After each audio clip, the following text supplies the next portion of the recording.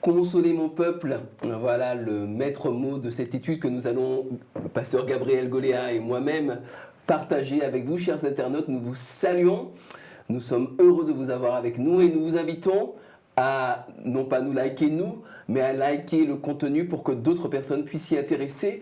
Abonnez-vous à notre chaîne YouTube, dans la liberté naturellement, et partagez ces contenus.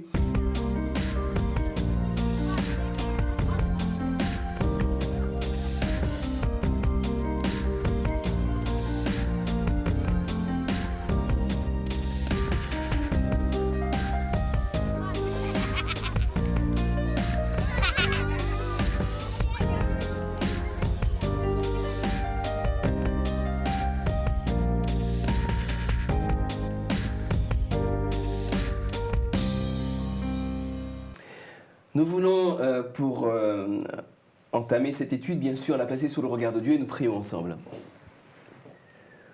Dieu notre Père, nous sommes très heureux de ce temps de partage, mais nous voulons qu'il soit surtout utile, qu'il fasse du bien, qu'il guérisse, qu'il cicatrise les blessures, qu'il donne de l'espérance dans ce monde. Nous t'en prions dans le nom de Jésus-Christ. Amen. Amen. Alors, de longues décades se sont passées depuis cet épisode de l'étude précédente.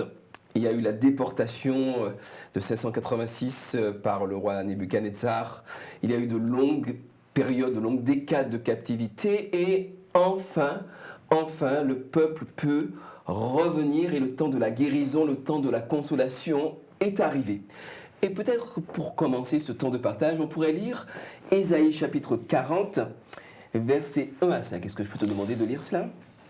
Alors, consolez, consolez mon peuple, dit votre Dieu. Parlez au cœur de Jérusalem, criez-lui que son combat est terminé, qu'elle s'est acquittée de sa faute, qu'elle a déjà reçu du Seigneur le double de ce qu'elle méritait pour tous ses péchés. Quelqu'un crie dans le désert, frayez le chemin du Seigneur, aplanissez une route pour notre Dieu dans la plaine aride, que toute vallée soit élevée, que toute montagne et toute colline soient abaissées, que les reliefs se changent en terrain plat et les escarpements en vallons. Alors la gloire du Seigneur se dévoilera et tous la verront ensemble. C'est la bouche du Seigneur qui parle. Alors, je voudrais revenir sur ce verset 2 en particulier. Il y a une petite phrase qui est symptomatique d'une certaine manière de dire les choses dans la Bible. Je voudrais qu'on puisse en discuter. Cette phrase dit « Parlez au cœur de Jérusalem et criez-lui que son combat est terminé, qu'elle s'est acquittée de sa faute, qu'elle a déjà reçu du Seigneur le double de ce qu'elle méritait pour tous ses péchés. » Et quand on lit un roi, deux rois, un chronique, deux chroniques, quand on lit les prophètes, on a le sentiment que quand le peuple se met à désobéir à Dieu, alors Dieu l'a puni, Dieu frappe ce peuple, et que quand le peuple obéit à Dieu, alors Dieu le protège, Dieu lui évite toute espèce de difficulté et tout se passe pour le mieux. Or, il y a dans la Bible, et ce sera le premier point, d'autres passages qui semblent dire autre chose. Par exemple, je pense à la parabole des ouvriers de la 11e heure, ou au larron sur la croix, qui, tout en ayant vécu une vie, disons une vie de patachon, une vie de débauche, peut-être de violence, de délinquance, à partir du moment où ils s'ouvrent au Seigneur, ils sont sauvés. Est-ce qu'il ne semble pas y avoir là une contradiction entre, d'un côté, l'idée qu'on doit payer pour ses fautes, et de l'autre côté, le fait que la grâce peut arriver instantanément. Comment est-ce qu'on gère ce genre de contradiction dans la Bible ? Oui, il y a une contradiction, il faut la reconnaître. Maintenant, effectivement, il faut se placer dans un contexte particulier. D'une part, on a ce mouvement, et le livre de Juges, par exemple, est rempli de ces exemples. Dès que le peuple est fidèle, il y a l'accalmie, la paix, la bénédiction. Prospérité, absolument. Même sur le plan agricole, etc. De l'autre côté, dès que le peuple il part un petit peu dans le décor, hop, il y a une invasion, il y a une punition. Même les plantes. On a ces mouvements en haut et en bas en fonction du comportement. Donc il y a cet aspect de conséquences même immédiates. Et il ne faut pas le nier, dans la Bible il y a ça. Si vous obéissez, vous serez béni. Si vous n'obéissez pas, vous serez puni. Donc Deutéronome par exemple, la vie, la mort, il y a un choix à faire. On ne peut pas dire tout se vaut. Et on a besoin de comprendre qu'il y a des conséquences. Ça, c'est un aspect. Mais Dieu veut aller plus loin. Et là, il y a des exemples comme la parabole des ouvriers de la 11e heure, où on introduit la grâce de Dieu qui va au-delà de ce mécanisme punition, conséquences négatives en fonction du comportement. C'est quelque chose qui arrive et qui n'est pas mérité, inespéré. Est-ce que le peuple, dans son histoire, et nous-mêmes aujourd'hui, allons prendre cet aspect-là et l'introduire dans notre vie, ou on va rester dans un mécanisme extrêmement bien rodé? Je fais du bien, j'aurai des bonnes des conséquences positives, etc. Ou au contraire, bénédiction, argent, amour, gloire et beauté. En fonction de mon comportement. Et là, il faut comprendre que la grâce de Dieu surpasse tout ça, tout ce mécanisme de redistribution, de récompense, qui n'est qu'une partie du mécanisme dans lequel Dieu veut que nous soyons une partie prenante. Il y a la responsabilité personnelle, il y a les conséquences, mais n'oublions jamais, tout cela, c'est parce qu'il y a un Dieu qui gouverne, il y a la grâce de Dieu qui gère.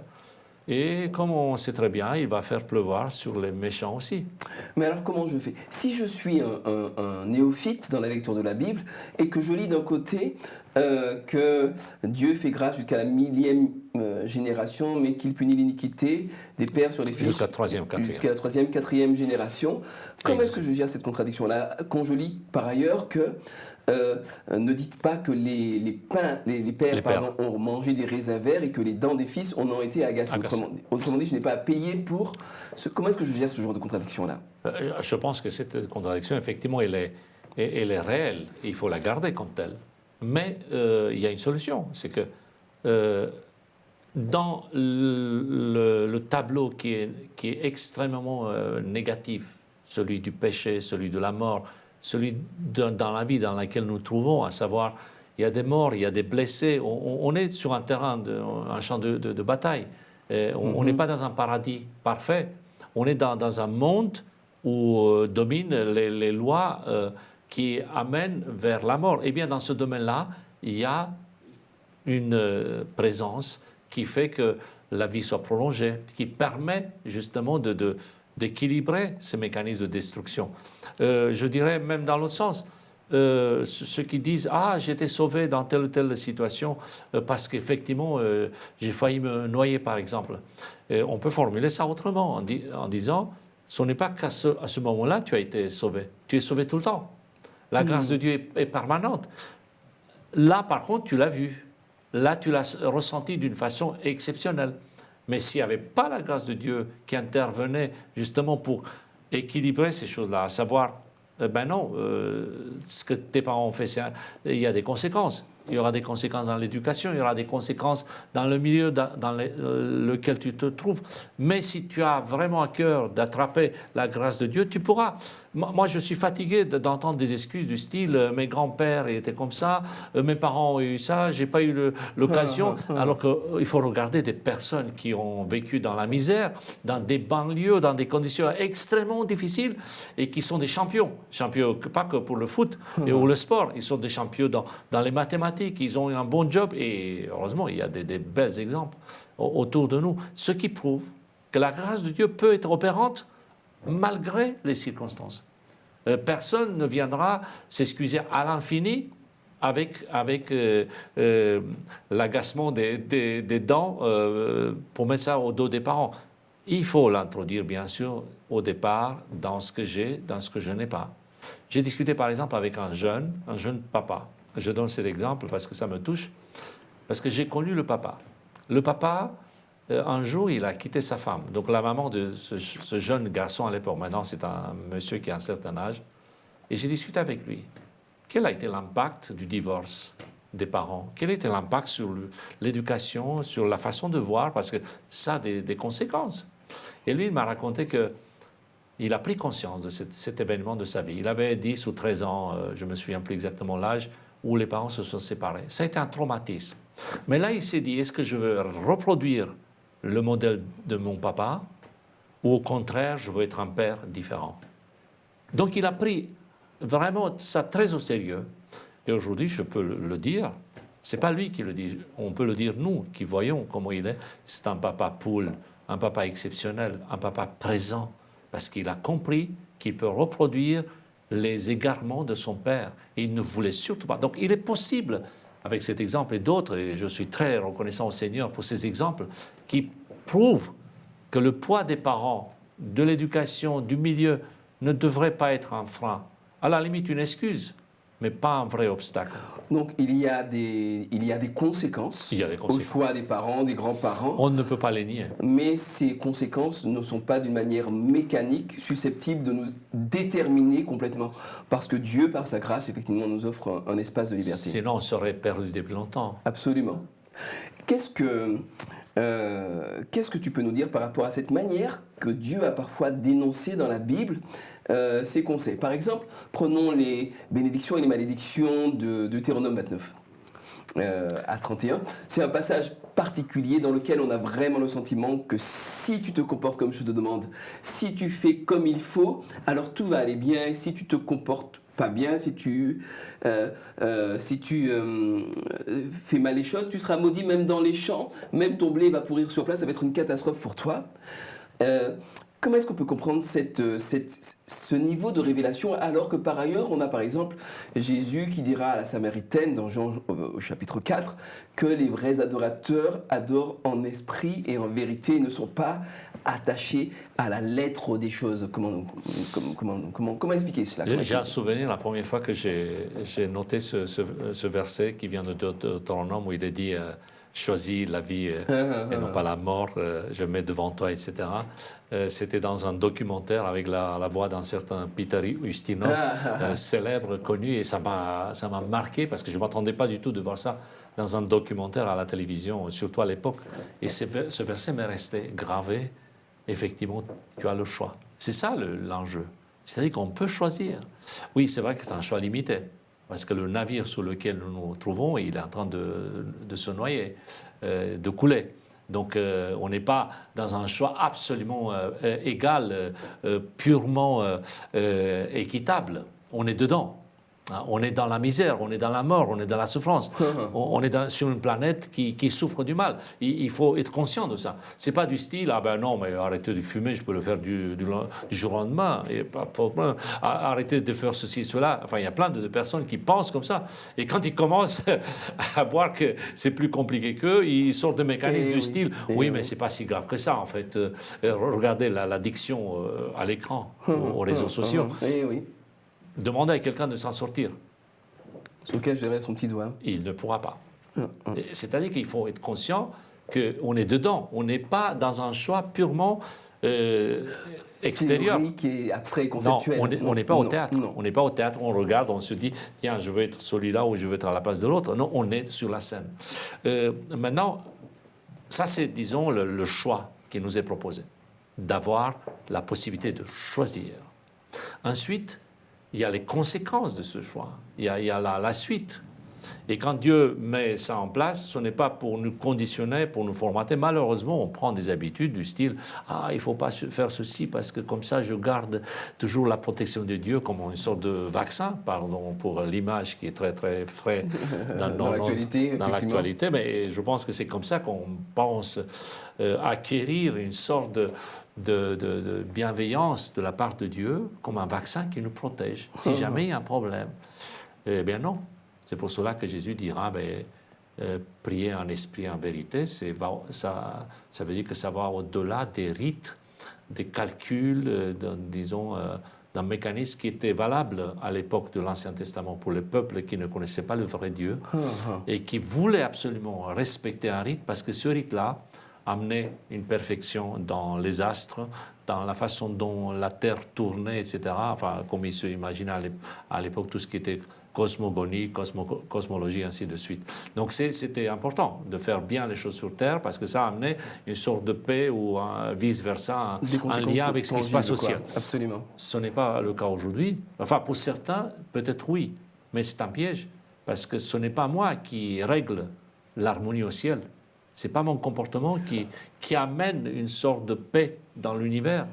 Moi, je ne suis que le résultat de cette harmonie qui existe au ciel. Est-ce que je veux me positionner du bon côté ou pas?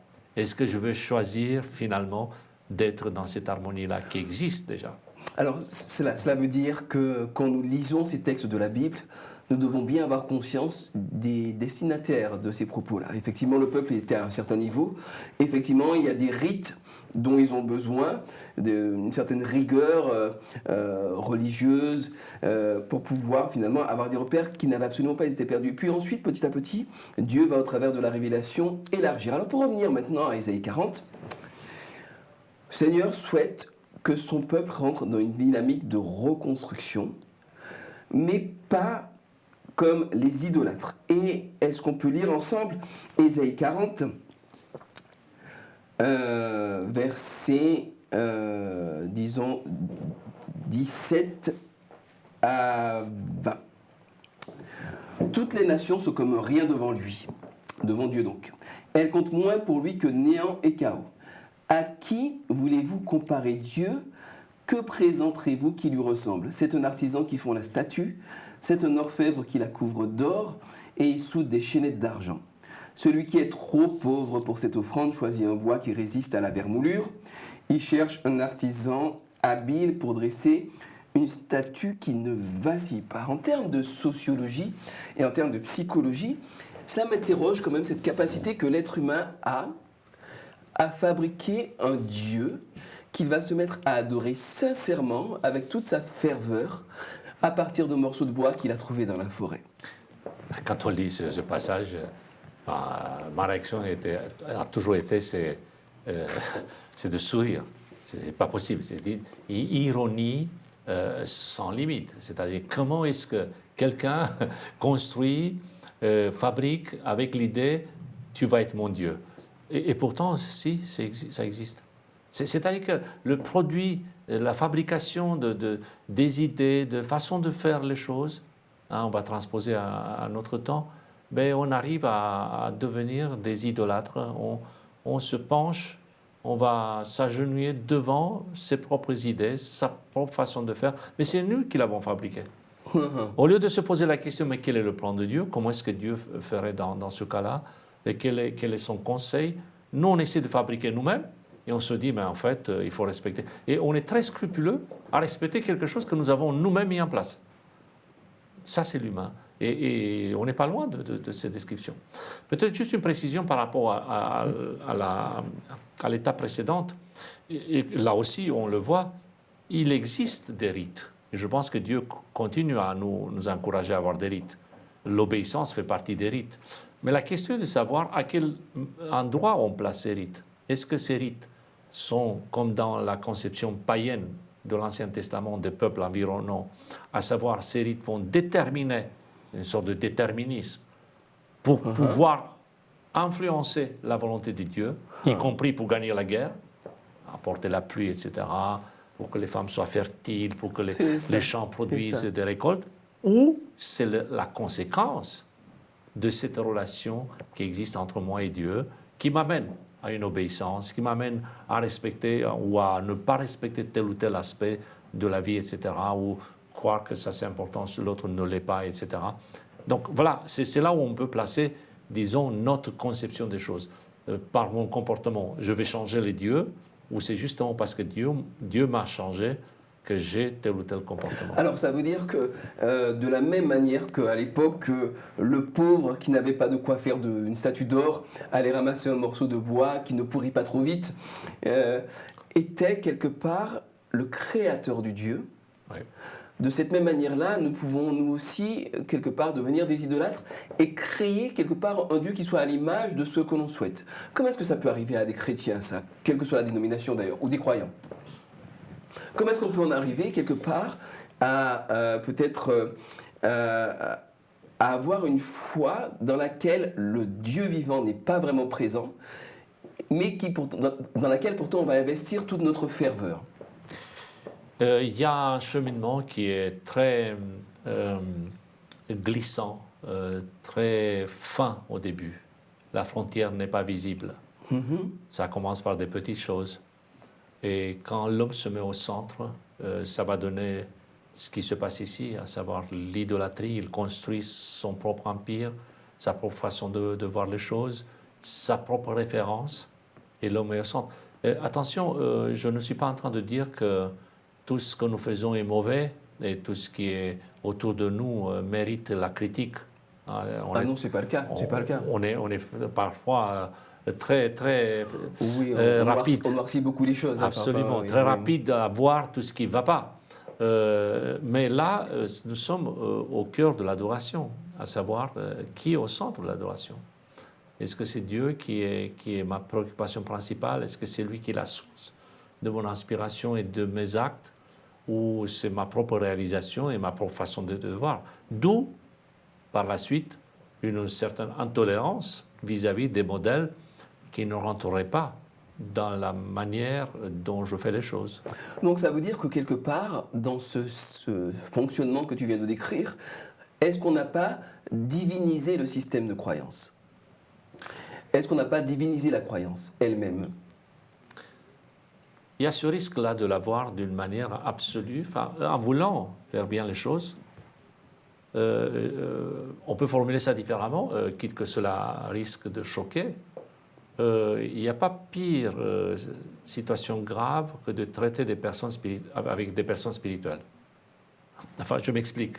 C'est-à-dire que la foi, la religion peut apporter des débordements. Ce n'est pas pour autant qu'on devrait éviter la spiritualité de la religion. Mais quand on est dans une démarche absolument exclusive et idolâtre, égoïste même, fanatique, ça amène des débordements qui sont extrêmement difficilement gérables, alors que quelqu'un qui n'est pas croyant, qui est loin de Dieu, n'apporte pas autant de dégâts. Absolument. On pourrait donc dire que quand ma religion écrase mon prochain, quand mes principes religieux sont plus importants que mon prochain, quand je les impose soit avec rage et colère, soit avec une feinte douceur, mais finalement avec la même opiniâtreté, je ne suis pas dans la spiritualité, mais je suis plutôt dans une forme de fanatisme. Mais c'est pas si facile à détecter, c'est bien ça l'idée. Je crois que c'est ça l'idée. Et le danger, c'est, là encore, on parle de danger, de risque, c'est de prendre comme norme son propre vécu, sa propre façon de faire les choses. Et là où on est intolérant, on est complètement incapable. Je ne sais pas si ça peut s'apprendre. Je ne sais pas si on peut créer des écoles pour ça. Je ne sais pas si on peut ouvrir des groupes de réflexion. Et ça serait intéressant de transmettre. Un minimum d'y penser. Oui, voilà, c'est cette façon extrêmement simple et complémentaire.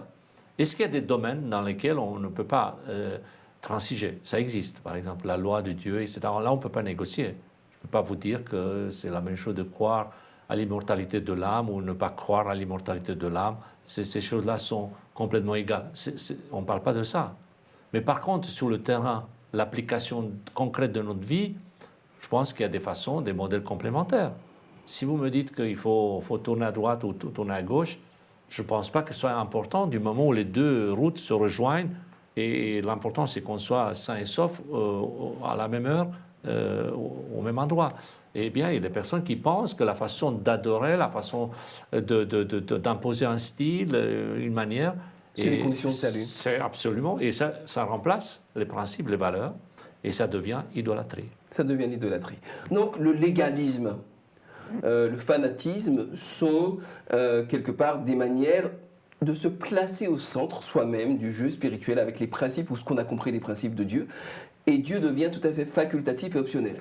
Est-ce qu'il n'existe pas une autre manière de vivre la foi ou la religion ou la spiritualité où Dieu est tout aussi optionnel? D'autre façon, c'est d'abord de comprendre ce que Dieu souhaite, comment il voit les choses et non pas comment nous voyons les choses. C'est très important. Je pense que ça, on s'imprègne. Je me souviens de témoignage de quelqu'un qui a été amené une fois à faire une expérience. Il travaille dans un grand laboratoire et il a dit, je ne sais pas comment, d'une façon intuitive, sur la base de la Bible, de ce que j'ai lu, je me suis rendu compte que ça ne marcherait pas. Pourtant, la Bible ne parle pas de la biologie, ne parle pas des mathématiques, etc. Mais lui, il me dit, voilà, j'ai eu cette inspiration, on va dire, liée à la lecture de la Bible. Et donc, il y a une atmosphère, il y a une ambiance. On ne peut pas prendre n'importe quelle décision suite à une lecture de la parole de Dieu. Donc, c'est ça qui nous manque parfois, c'est d'aller vers cette parole et de consulter Dieu. Là encore, non pas d'une façon mécanique, non pas par oui et par non, mais l'ambiance, l'atmosphère, qu'est-ce qui se dégage? Eh bien, ça nous éviterait pas mal d'idolâtrie. pas mal d'excès. Mais il y a aussi l'autre extrême à éviter, c'est de croire que ceux qui sont dans un rythme peut-être plus assidu que le mien, plus précis que le mien, ceux qui tiennent beaucoup à ce que ce soit de telle heure à telle heure, etc., les considérer comme étant pauvres d'esprit, que c'est pas important. Ce qui est important, c'est d'avoir l'amour, d'être toujours dans une joie relationnelle superbe, mais il n'y a pas de fondation, il n'y a pas de cadre pour cela. Là aussi, c'est une forme d'idolâtrie, c'est-à-dire mépriser l'autre parce que moi j'ai compris, tu n'as pas compris. Ça, c'est une forme d'idolâtrie aussi, qui est tout aussi grave que la première.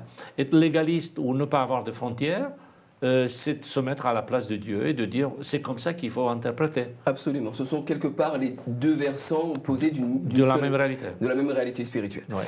Alors, peut-être un dernier élément qui revient dans Isaïe 40, c'est cette notion donc de salut que Dieu offre et construit pour son peuple avec cet entrelacement de deux notions, la miséricorde, la consolation venue du Seigneur, Isaïe 41:5, la puissance de Dieu, la gloire, la permanence de la faiblesse humaine, la miséricorde, Isaïe 49:11, la puissance, Isaïe 40:12-26, qui parle du Créateur incomparable, et la miséricorde, en tant que Créateur, il donne la force aux faibles. Je voudrais poser une question qui est toute simple, mais que je n'entends pas souvent. Dieu offre le salut et construit le salut pour son peuple, mais finalement, de quoi et de qui veut-il nous sauver? Est-ce que Dieu veut nous sauver de lui-même? Une question très philosophique et extrêmement pertinente. Autrement dit, est-ce que le danger, c'est Dieu? Non, on ne peut pas, bien sûr, dire comme ça a l'air d'une hérésie. Non, je comprends ce que tu veux dire. C'est qu'en fait, il veut nous sauver du poids du péché et de l'histoire triste dans laquelle nous trouvons et de nos propres, on va dire, poids qui nous gardent sur place au lieu de nous permettre d'avancer. Et ça, c'est le drame de l'homme. Et je crois que, sans trop m'avancer, l'objectif de Dieu, même sur la nouvelle terre, restera le même. C'est de nous amener vers d'autres réalités. Il ne va pas nous sauver du péché parce que le péché n'existera plus, mais continuer à nous amener dans des expériences, des aventures intellectuelles, relationnelles, de partage, de communion, ça restera quand même un objectif et nous pourrons continuer l'aventure. Ce mélange de miséricorde et de puissance, c'est effectivement le caractère de Dieu qui s'exprime dans toute sa bonté, sa plénitude. On ne peut pas parler uniquement de la puissance. On ne peut pas parler de sa gloire. Un verset comme le verset 22, celui qui habite au-dessus du cercle de la terre. Vous voyez, un trône de Dieu qui est au-dessus, dont les habitants sont comme des criquets. C'est montre le contraste. Et ces versets nous montrent effectivement la puissance, la force d'un Dieu extraordinaire. Mais il y a aussi la grâce, l'amour de Dieu, cette passion, cette patience aussi qui permet de voir sa puissance dans des angles extrêmement contrastés et qui font du bien finalement. Alors au-delà de tous les anthropomorphismes que l'on peut trouver dans la Bible qui laissent penser que Dieu peut être un Dieu vengeur et que le danger à la fin des temps c'est sa punition, nous réalisons au contraire que nous sommes notre propre danger et que Dieu quelque part vient de nous sauver de nous-mêmes, de nos mauvaises tendances, de nos mauvais penchants. Et nous pouvons conclure avec ce magnifique chapitre d'Isaïe 40 qu'il n'existe de consolation véritable que dans la présence du Très-Haut.